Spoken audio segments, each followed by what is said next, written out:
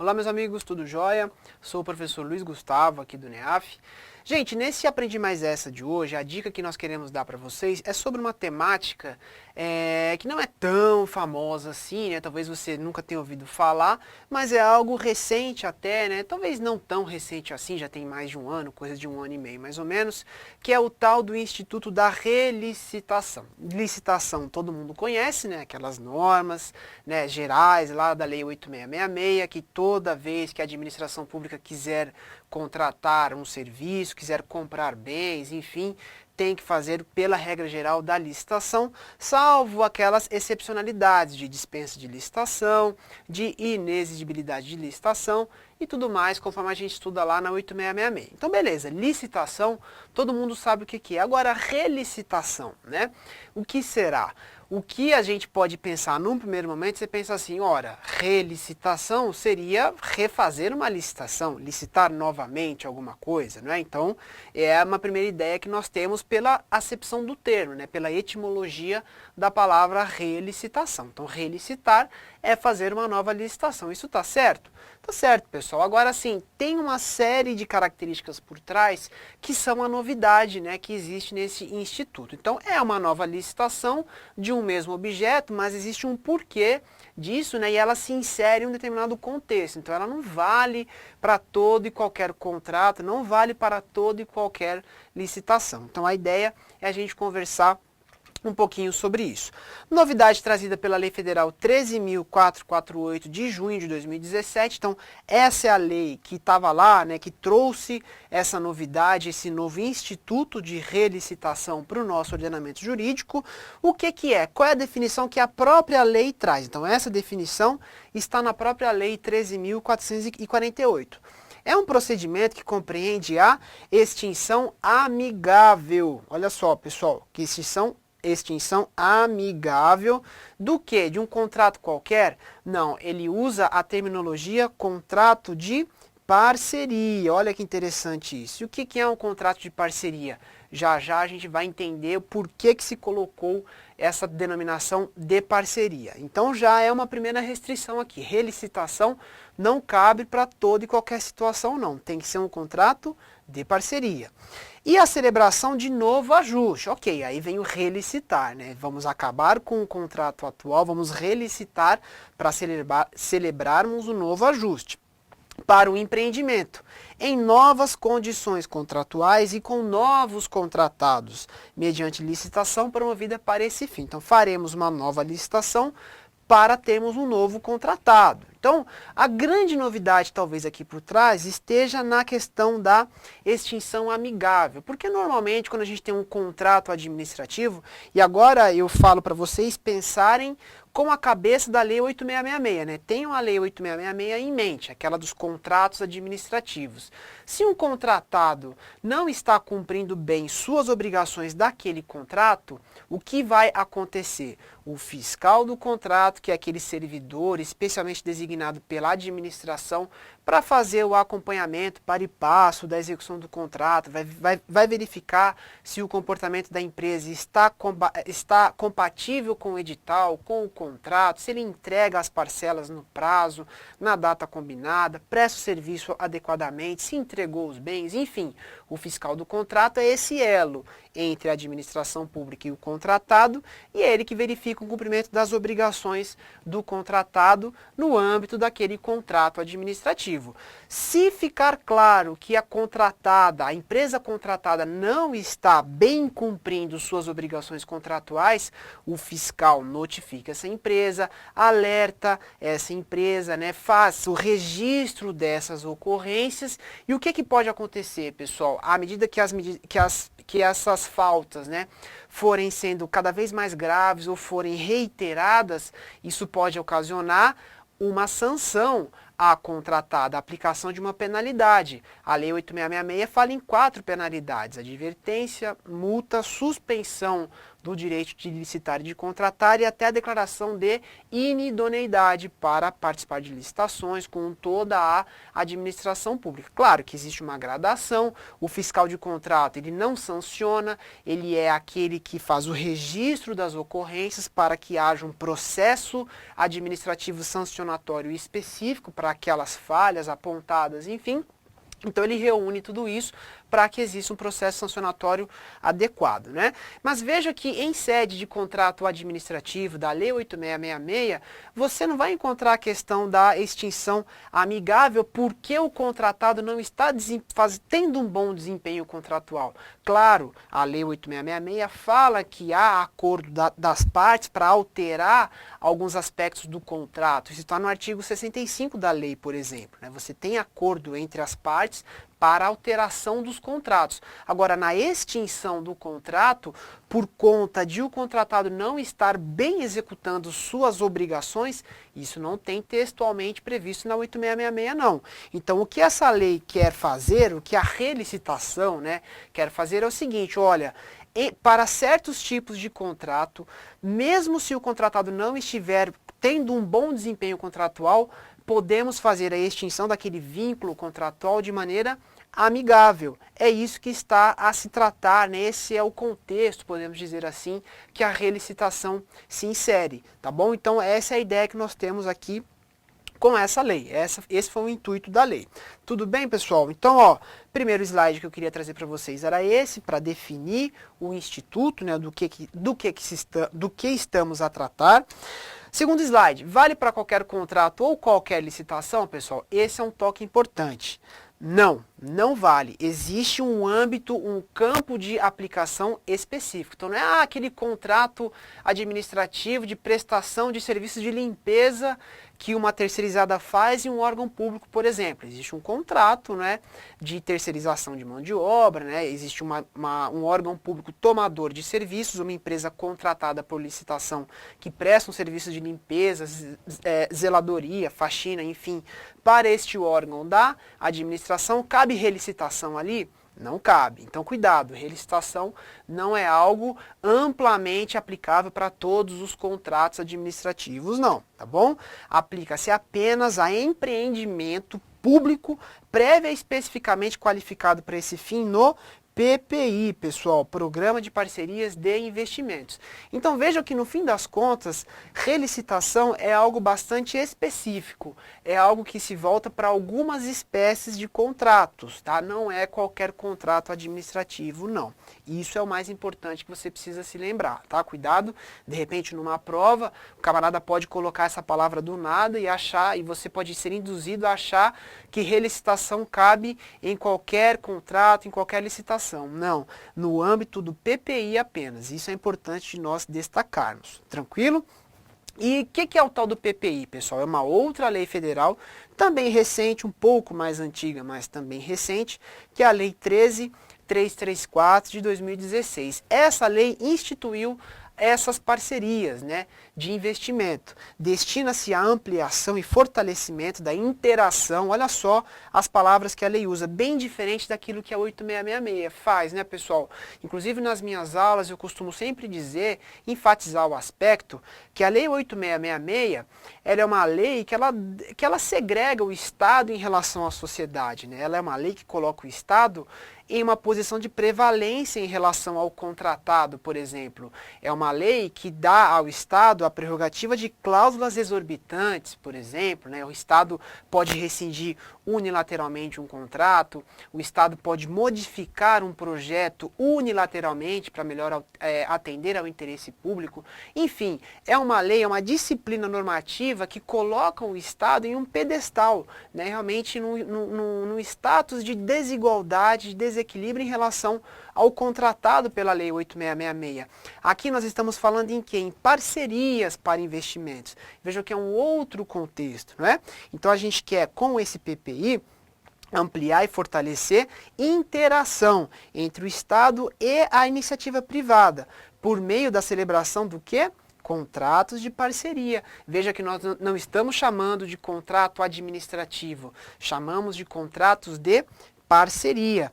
Para quê, pessoal? Para execução de empreendimentos públicos de infraestrutura.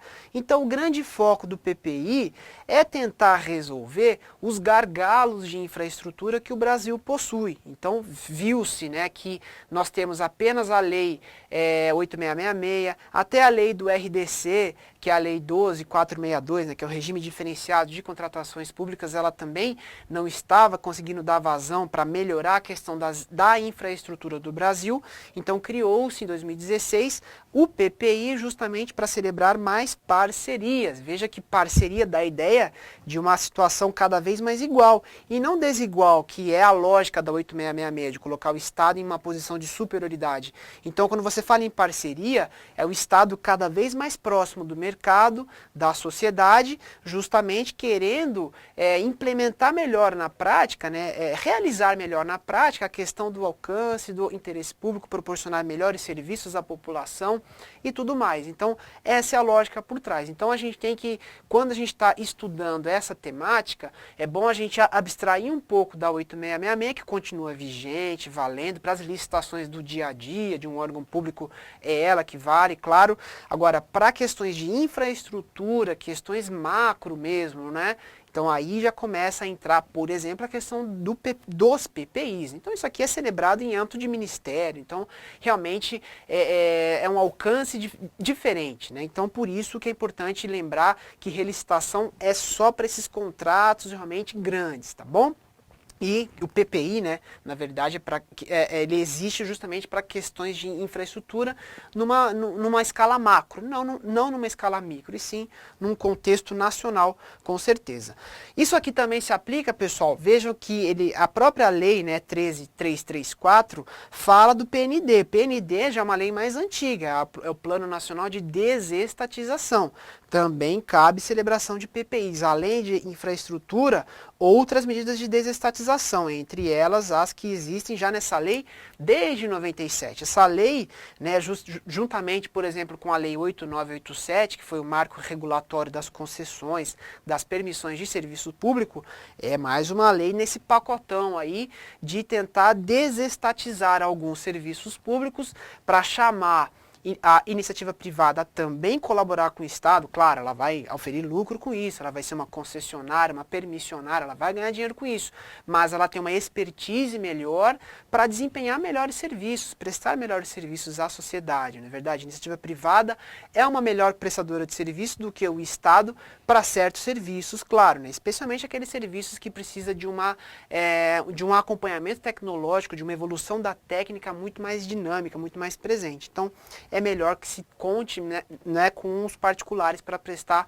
alguns serviços, né? Então, essa é a lógica por trás. Estamos, então, num contexto de desestatização, de solucionar gargalos de infraestrutura. É isso que é o PPI. E é nele que se insere a questão da relicitação. Então, se num contrato de PPI celebrado à luz da lei da Lei 13.334, que são esses programas de parcerias de investimento. Então, tivemos um contrato celebrado com base nisso, e o contratado não cumpre bem, não está bem ali adequado, não está cumprindo bem suas obrigações contratuais todas, com uma série de requisitos, pode haver a relicitação, ou seja, vamos acabar com aquele vínculo contratual sem problemas, extinção amigável, a empresa não vai ser sancionada, o Estado faz uma nova licitação e essa nova vencedora, que não vai ser a mesma, claro, ela nem pode participar, não seria lógico isso, né?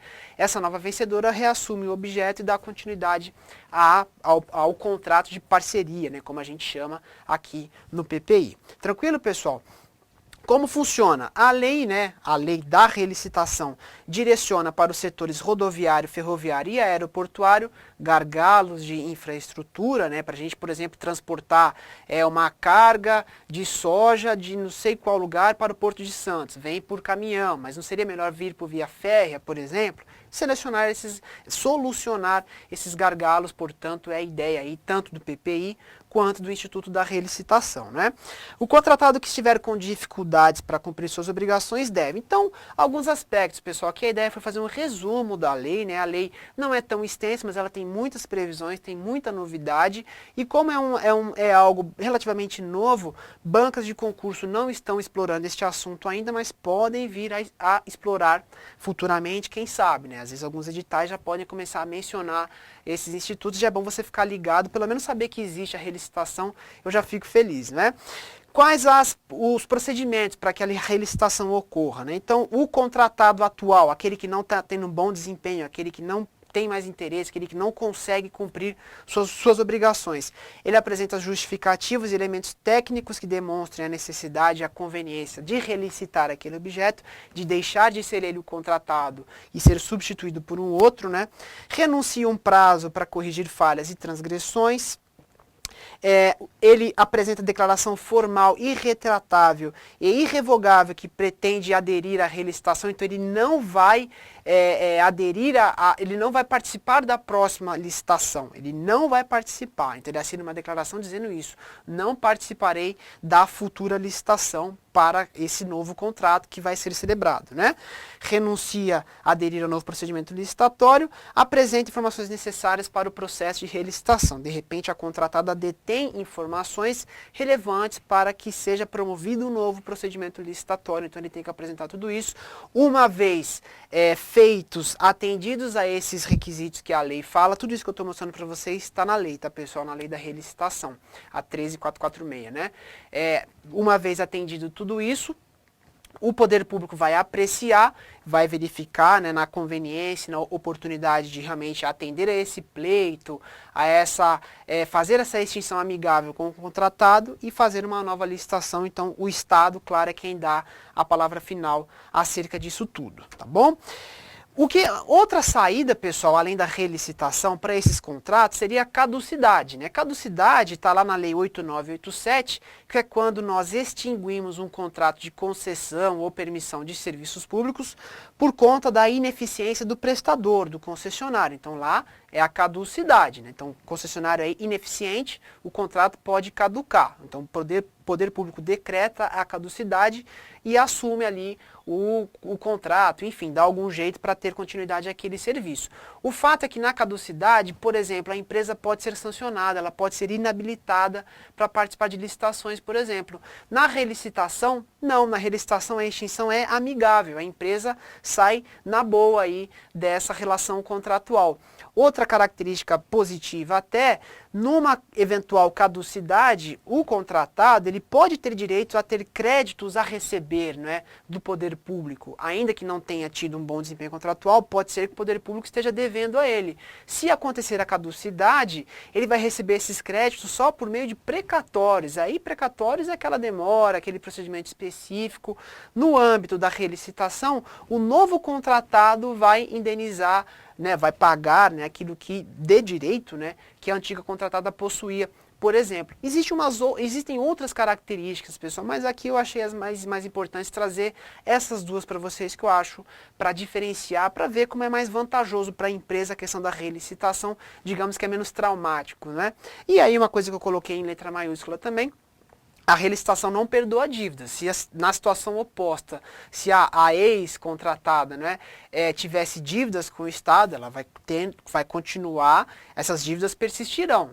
O Estado não está abrindo mão, não está dando isenção, não está perdoando, não está dando anistia, né, remissão de nenhuma dívida, não. O Estado vai cobrar essas dívidas. Então a relicitação não significa abrir mão do que o Estado abra mão de créditos a receber. Tá bom?